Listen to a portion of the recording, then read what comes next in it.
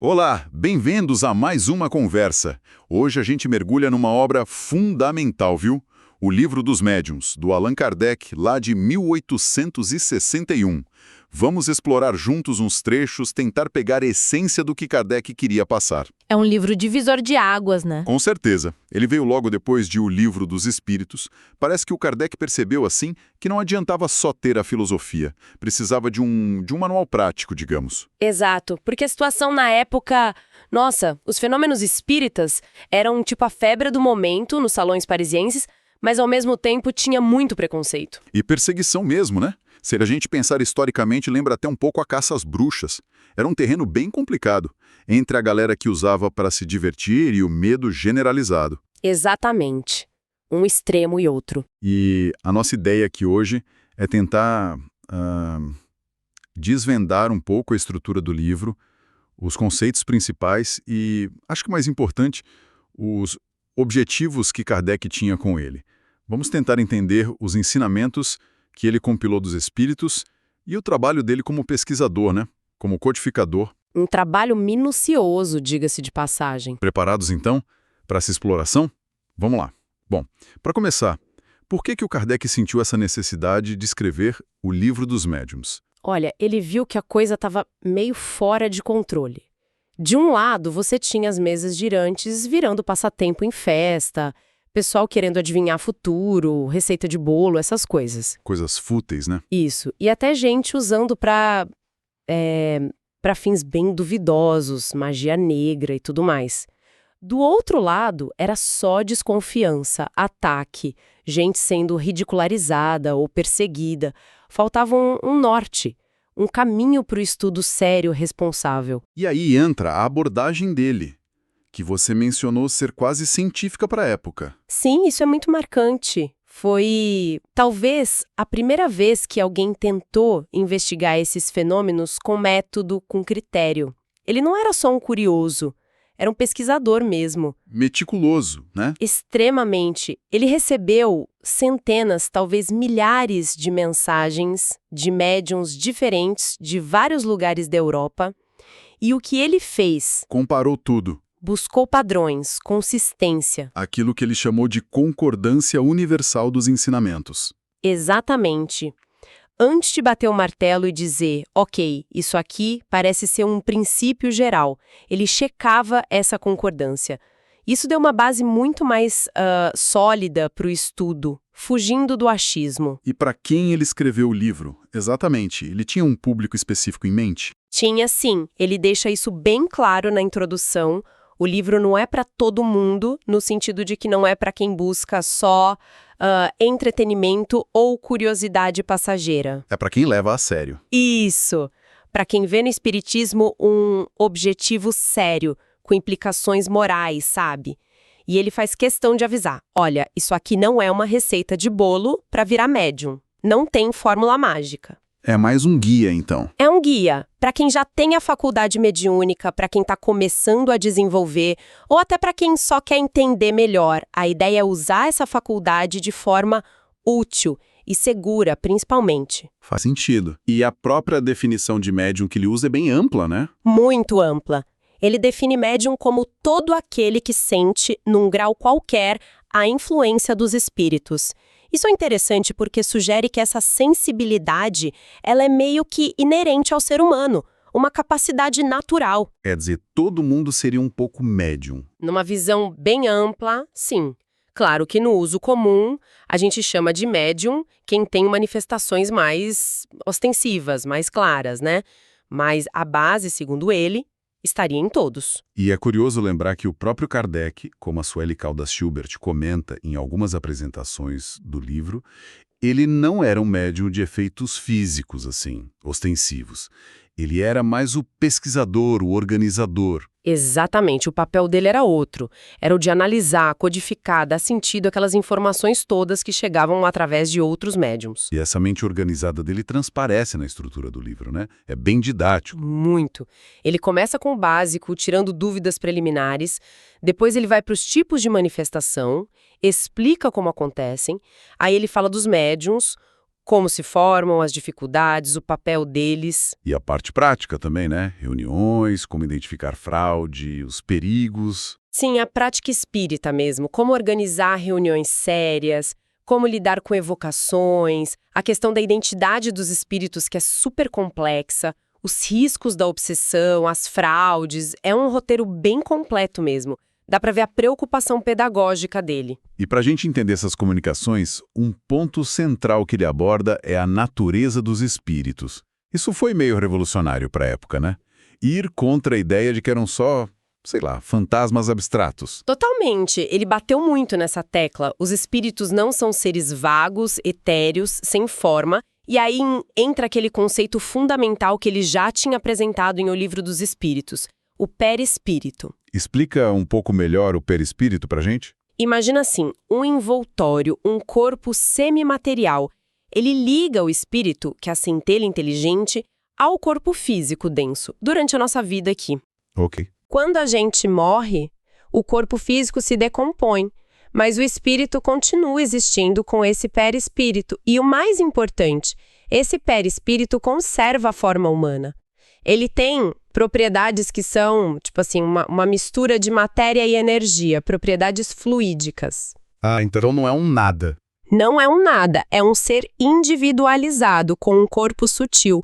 E é esse corpo sutil que permite ao espírito interagir com o nosso mundo, com a matéria, mesmo que normalmente a gente não consiga vê-lo. Entendi. Então esse perispírito é a ponte, a chave para a comunicação entre eles e nós. É a ferramenta principal, sim. Kardec explica que os espíritos manipulam fluidos, existe o que ele chamou de fluido cósmico universal, que seria tipo a matéria-prima de tudo. Os espíritos combinam esse fluido cósmico com os fluidos vitais do médium, o que mais tarde foi chamado de ectoplasma, né? E aí, usando a força da vontade, eles direcionam essa combinação para agir sobre a matéria. Tipo, como a eletricidade, que a gente não vê, mas move as coisas. Boa analogia, ele mesmo usou algo parecido. A gente não vê a eletricidade, mas ela acende a lâmpada, liga o motor. Da mesma forma, esses fluidos, manipulados pelos espíritos, poderiam mover objetos, produzir sons, escrita. Mas não é uma força muscular como a nossa, para empurrar uma mesa, por exemplo? Não, de jeito nenhum. O espírito não tem músculos físicos, né? O que ele faz é como se ele animasse o objeto temporariamente. Ele impregne na mesa, por exemplo, com essa combinação de fluidos, dando a ela uma vida artificial momentânea. E aí controla pela vontade. Exatamente.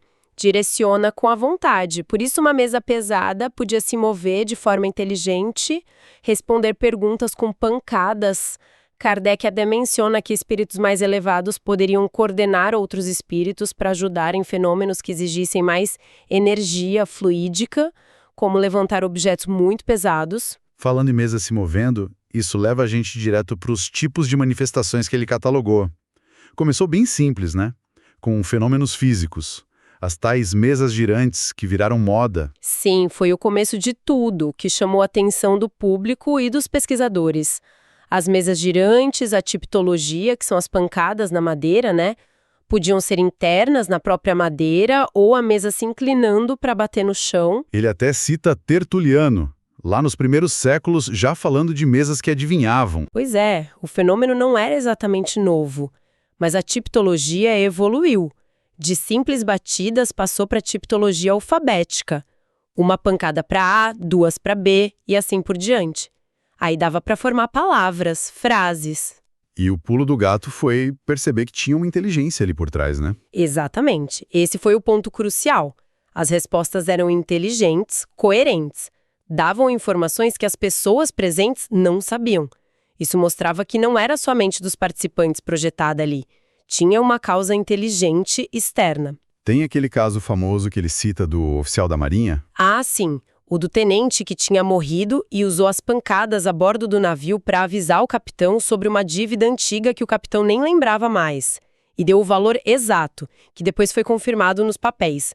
Casos assim foram importantes para Kardec mostrar que não era só imaginação. Depois das pancadas, vieram as manifestações escritas, que talvez sejam as mais conhecidas hoje em dia. A psicografia. Sem dúvida. A psicografia é a escrita pela mão do médium. No começo usavam métodos indiretos. Colocavam um lápis numa cesta ou numa pranchetinha e aquilo se movia e escrevia. A famosa cestinha de bico. Essa mesma. Depois evoluiu para a escrita direta, com a própria mão do médium segurando o lápis ou a caneta. E Kardec foi muito detalhista nisso. Ele notou diferenças importantes. Quais tipos ele descreveu? Ele falou da psicografia mecânica, que é quando a mão do médium se move meio que sozinha, sem controle consciente, às vezes até escrevendo coisas que o médium só entende depois. Nossa! Depois, a intuitiva. Aí o médium capta o pensamento do espírito como uma intuição, uma ideia que vem na mente, e ele mesmo a escreve, usando suas próprias palavras, mas a ideia não é dele. Entendi. E a mais comum, segundo ele, era a semimecânica, uma mistura das duas. O médium sente o impulso na mão e, ao mesmo tempo, tem uma certa consciência do que está sendo escrito. O ponto-chave em todas elas é a origem da mensagem, um pensamento que não vem da mente consciente do médium. Além da psicografia, que usa a mão do médium, ele falou de outras formas de escrita ou comunicação inteligente mais. Raras? Falou sim. Embora bem mais raras e difíceis de se conseguir de forma controlada, ele menciona a pneumatografia. É a escrita direta. Como assim? Direta? Letras ou palavras que aparecem sozinhas no papel ou em outra superfície sem ninguém tocar.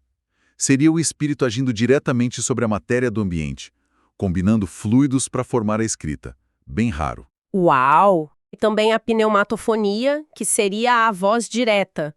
Sons, vozes que parecem vir do ar, do ambiente, sem ter uma garganta física ali para produzir o som. Para Kardec, esses fenômenos mais espetaculares, digamos, serviam mais como prova da capacidade dos espíritos de agir na matéria do que como um meio prático para a comunicação do dia a dia. Entendi. E as manifestações visuais? Ver um espírito devia ser bem impactante, imagino. Com certeza. As aparições são um capítulo à parte. Ele descreve que os espíritos podem se tornar visíveis, às vezes como formas vaporosas, meio indefinidas, outras vezes bem nítidos, reconhecíveis. E como ele explicava isso? Pela mesma lógica dos fluidos, seria uma modificação temporária no perispírito do espírito. Ele combina os fluidos dele com os do médium e os do ambiente, e isso torna o perispírito denso o suficiente para ser percebido pela nossa visão. Mas isso dependeria muito da afinidade entre o espírito e o médium, e também de uma permissão espiritual. Não é algo que acontece à torta e à direito. E ele descreve outros fenômenos visuais, além da simples aparição. Sim, ele fala da bicorporeidade, que é bem intrigante. É quando o espírito de uma pessoa viva, encarnada, se desprende parcialmente do corpo, geralmente durante o sono ou um transe, e aparece em outro lugar. A pessoa está dormindo aqui e o espírito dela aparece lá. Isso. O livro tem uns relatos curiosos sobre isso. E ele fala também da tangibilidade. São aparições que podem ser tocadas, sentidas. Isso serviria para provar que o perispírito tem uma base material, mesmo que muito sutil. Não é só uma imagem. Nossa, é uma gama enorme de fenômenos e tudo isso, claro, dependia muito do médium, da capacidade de cada um. Ele detalha muitos tipos de mediunidade, né?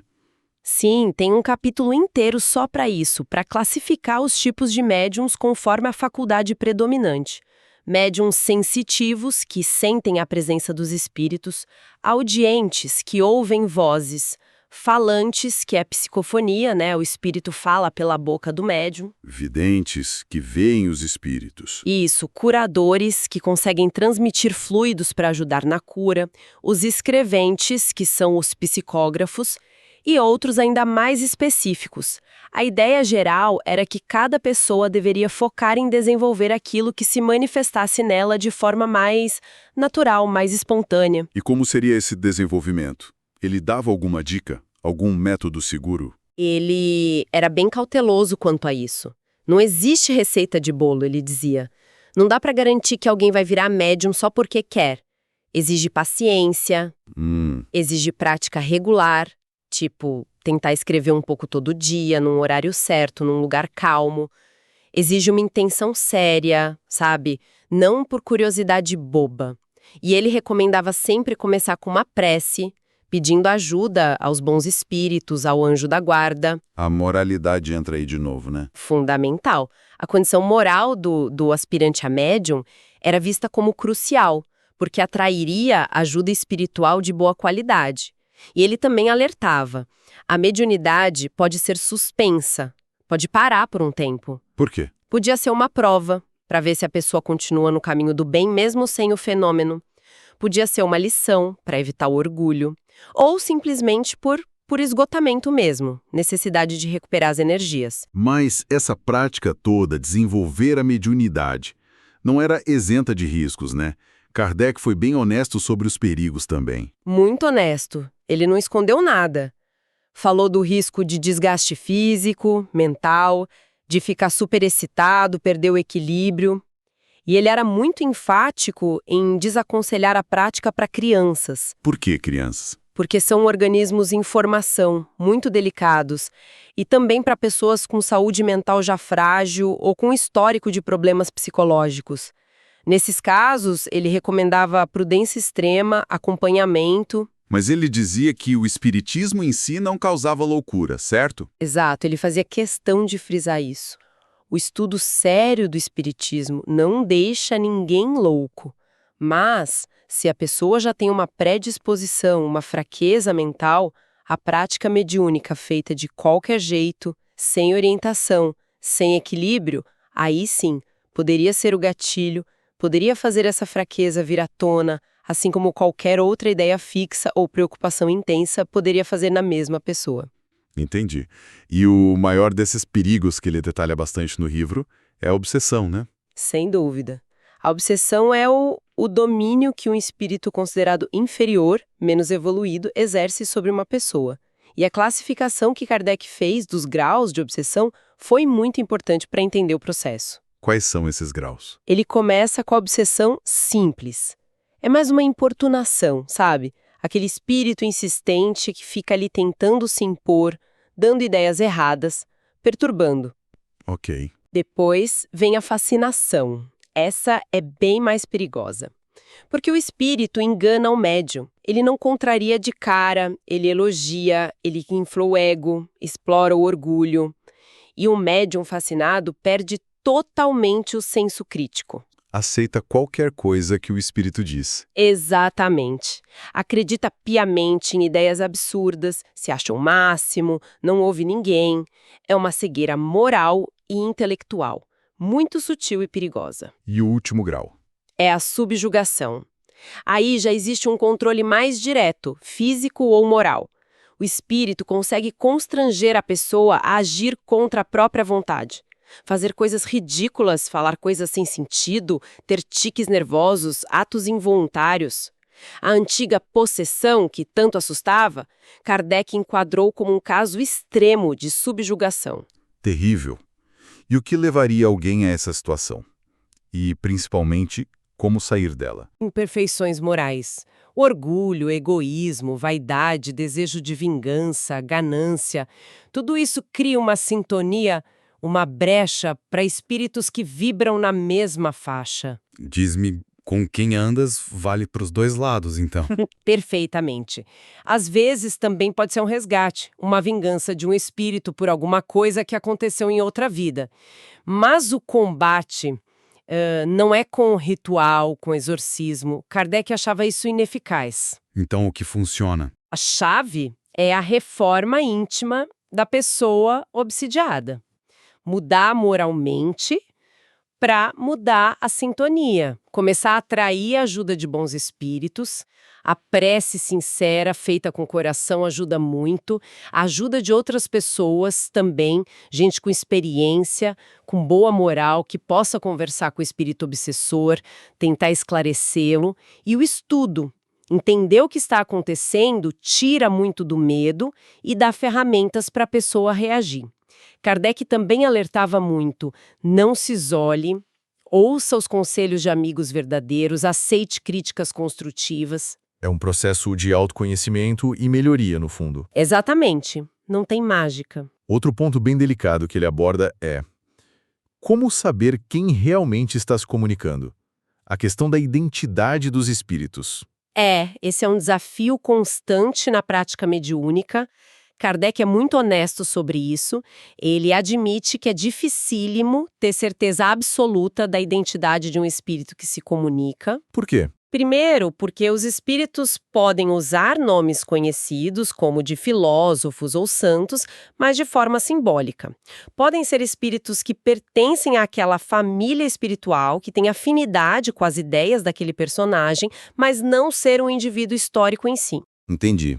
E tem a má fé também, né? Muita. Espíritos levianos, zombeteiros ou mesmo mal intencionados adoram usar nomes venerados para ganhar a nossa confiança e depois nos enganar. É a chamada mistificação. Usam um nome respeitável para passar ideias absurdas ou nos induzir ao erro. Complicado. Então, como a gente pode discernir? Que critérios Kardec sugere para a gente usar? O critério principal, ele diz, é analisar o conteúdo e a forma da mensagem, a linguagem. Espíritos superiores, mais evoluídos, sempre vão se expressar com elevação, com dignidade, com lógica e, acima de tudo, a moralidade deles é impecável e constante. Não ficam se contradizendo. Não em coisas essenciais. Seus ensinos, ao longo do tempo, mantêm uma coerência. Eles demonstram humildade, desinteresse total por elogios, por ganhos materiais. O conselho que é atribuído a São Luís no livro é fundamental. Passar tudo pelo crivo da razão e do bom senso. Sempre. E desconfiar de quê, especificamente? Desconfiar sempre de comunicações que alimentam o nosso orgulho, que nos fazem sentir especiais. Desconfiar de quem dá predições muito detalhadas sobre o futuro material, ganhar na loteria, casamento, essas coisas. Espíritos sérios evitam isso. Por quê? Porque o foco deles é o progresso moral, não as trivialidades da vida material.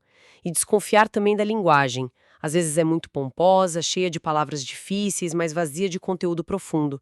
Ou então muito familiar, cheia de bajulação. A qualidade moral da mensagem, a lógica, a ausência de contradição, a humildade. Esses são os melhores termômetros. Faz todo sentido. E, claro, além da mistificação, tinha a fraude pura e simples, né? O charlatanismo. Kardec não ignorou isso. De jeito nenhum. Ele dedicou um capítulo a isso chamado Charlatanismo e Prestidigitação. Ele descreveu como alguns fenômenos podiam ser imitados. Estalos com as unhas para simular espancadas, truques de mágica para fazer objetos aparecerem ou desaparecerem. Ele era bem pé no chão quanto a isso. Muito. E ele viu o desinteresse financeiro do médium como uma garantia importante de sinceridade. Não que todo médium que cobre seja fraudador, mas a gratuidade era um forte indício de boas intenções. E ele insistia: estudem. Quem não conhece os fenômenos como eles acontecem normalmente, não tem como saber quando está vendo uma fraude. O estudo prévio é essencial para poder julgar. Falamos bastante dos fenômenos, dos tipos de médiums, dos desafios. Mas qual era o propósito maior disso tudo para o Kardec? O que ele esperava que as pessoas realmente tirassem dessas comunicações com os espíritos? Olha, a ênfase dele o tempo todo recai na influência moral. O médium é um instrumento, sim, mas a condição moral dele, as intenções, os sentimentos, isso tudo atrai espíritos que são afins, que estão na mesma sintonia. Então a qualidade da comunicação depende muito do médium. Muito. A pureza da intenção, o desejo sincero de fazer o bem, de aprender, de ajudar. Isso conta muito mais do que a habilidade mecânica de escrever rápido ou de ver espíritos. E ele alertava sem parar contra o orgulho e a vaidade. Ele via isso como a maior armadilha para os médiuns. Por quê? Porque o orgulho abre a porta para fascinação, para mistificação. O médium orgulhoso é presa fácil para espíritos enganadores. A humildade era vista como a grande guardiã. E essa questão da sintonia moral, da influência do ambiente, isso valia também para os grupos, para as reuniões espíritas. Com certeza absoluta. Tem um capítulo específico sobre a influência do meio. Ele dizia que reuniões sérias, onde as pessoas estão unidas por sentimentos bons, de respeito, de benevolência, com o desejo sincero de aprender, essas reuniões criam um ambiente fluídico positivo. Que atrai bons espíritos. Exato, e facilita comunicações úteis e instrutivas. Agora, se um ambiente é de curiosidade boba, de futilidade, de gente querendo só ver fenômeno, ou pior, se tem hostilidade, gente descrente mas agressiva, ou interesses muito materiais, Aí atrai outro tipo de companhia espiritual. justamente, espíritos levianos, zombeteiros, perturbadores, eles se sentem à vontade nesse tipo de ambiente. Por isso Kardec valorizava tanto a homogeneidade moral dos grupos. Gente com os mesmos objetivos sérios, com sentimentos parecidos, e a regularidade das reuniões sérias também era importante. Qual deveria ser, então, na visão dele, o objetivo principal das sociedades espíritas, dos centros espíritas que estavam começando a surgir naquela época? Para Kardec, o foco tinha que ser duplo. O estudo sério, para entender os fenômenos, e principalmente para aprender a moral ensinada pelos espíritos superiores. E o outro foco? E a prática da caridade, da benevolência ativa. As reuniões não deveriam ser um show para atrair multidão, nem um palco para discussões inúteis, para um ficar querendo saber mais que o outro, sabe? Vaidade intelectual. Ele preferia grupos menores. Sim, ele defendia a ideia de multiplicar pequenos grupos, mais homogêneos, onde a harmonia e o propósito sério pudessem ser mantidos. Melhor isso do que grandes assembleias cheias de gente com interesses conflitantes. E isso tudo nos leva à mensagem final do livro, né? O propósito de tudo isso. Exatamente. O Espiritismo, como Kardec o apresentou em O Livro dos Médiuns e nas outras obras, não é para adivinhar o futuro. Não é para ganhar dinheiro ou ter vantagens pessoais. Não é só para matar a curiosidade sobre como é lá do outro lado. O objetivo central é outro. É a transformação moral do indivíduo. Esse é o ponto. A crença na existência dos espíritos, na comunicação com eles, isso só tem valor real se levar a pessoa a querer ser melhor. Mais caridosa, mais humilde, mais paciente, mais resignada diante das provas da vida. É a famosa reforma íntima. É a reforma íntima e é essa mudança individual que, aos poucos, segundo ele, levaria à melhoria da sociedade inteira. O objetivo final é moral, sempre. Perfeito. Então, recapitulando rapidinho. O Livro dos Médiuns foi esse esforço gigantesco do Kardec para colocar ordem, método, seriedade e, principalmente, ética num campo que era cheio de fascínio, mas também de muito perigo e confusão. Isso. Ele mapeou os mecanismos da comunicação, os tipos de fenômenos, os desafios enormes como a obsessão, a fraude, mas o fio condutor, a bússola dele, era sempre o propósito moral por trás dessa interação entre os dois mundos. E essa abordagem dele, né, essa insistência na análise crítica, no estudo, na razão, na moralidade como guia e como defesa contra o engano, contra o fanatismo, isso continua super atual, né? Nossa, demais. São ferramentas essenciais para qualquer pessoa que queira trilhar um caminho de conhecimento espiritual ou investigar o desconhecido de forma séria, equilibrada, em qualquer época, na verdade. Então fica aqui talvez uma provocação final para o nosso ouvinte, né? Inspirada nisso tudo que a gente conversou. Se a gente levar a sério essa visão do Kardec, essa ideia de uma conexão constante entre o nosso mundo e o mundo espiritual, onde a nossa sintonia moral meio que dita a qualidade dessa interação e influencia os dois lados. Como é que isso muda a nossa noção de responsabilidade individual? Que peso que os nossos pensamentos, as nossas intenções, as nossas ações de todo dia realmente têm? Não só na nossa vida aqui que a gente vê, mas nesse intercâmbio invisível que, segundo essa obra, está acontecendo o tempo todo. É uma pergunta profunda, né? Para se pensar. Fica aí a reflexão. Bom, muito obrigado pela companhia em mais essa análise detalhada e a gente se encontra na próxima. Até lá!